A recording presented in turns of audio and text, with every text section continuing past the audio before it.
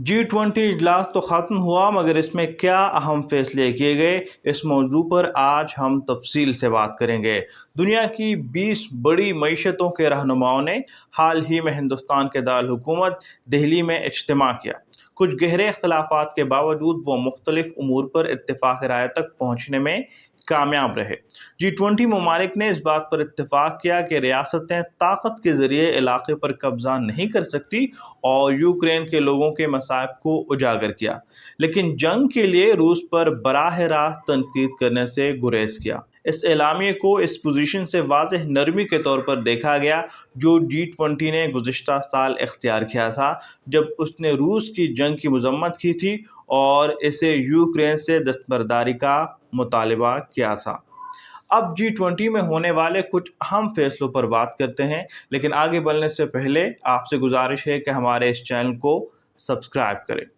G20 सरबराही इजलास से जो पहली और बड़ी खबर आई है वो ये है कि अमेरिका, हिंदुस्तान और सऊदी अरब के रहनुमाओं ने मशरिक़ वस्ता और जनूबी एशिया और यूरोप के दरमियान रेल और बंदरगाहों के रवाबित कायम करने के मंसूबे का ऐलान किया, जिस पर अमरीकी सदर जो बाइडेन ने कहा कि ये एक हकीकी बड़ा सौदा है। बाइडेन इंतजामिया G20 ग्रुपिंग में तरक्की पजीर ममालिक के लिए वाशिंगटन को मुतबादिल पार्टनर और सरमायाकार के तौर पर पेश करके आलमी बुनियादी ढांचे पर चीन के बेल्ट एंड रोड का मुकाबला करने की कोशिश कर रही है, लेकिन इस मंसूबे के लिए माली आनत या टाइम फ्रेम के बारे में कोई तफसीलात सामने नहीं आई। दूसरी बड़ी खबर यह है कि अफ्रीकी यूनियन G20 का हिस्सा बन गया है।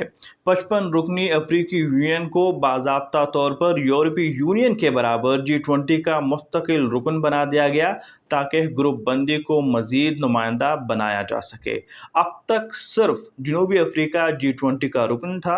ये इक़दाम चीन और रूस के ज़ेर तसल्लुत एक और ग्रुप ब्रिक्स में भी सामने आया, जिसमें सऊदी अरब और ईरान को दीगर अक़वाम को शामिल करने के लिए तौसीह की गई, जिसे बीजिंग की जानिब से इसे G20 का मुमकिना मुतबादिल बनाने की कोशिश के तौर पर देखा गया है।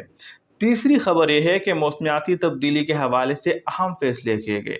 G20 रहनुमाओं ने 2030 तक आलमी सतह पर काबिल तजदीद तवानाई की सलाहियत को 3 गुना बढ़ाने पर इत्तेफाक किया और कोयले की बिला रोक टोक तवानाई को मरहलावार कम करने की ज़रूरत को कबूल किया।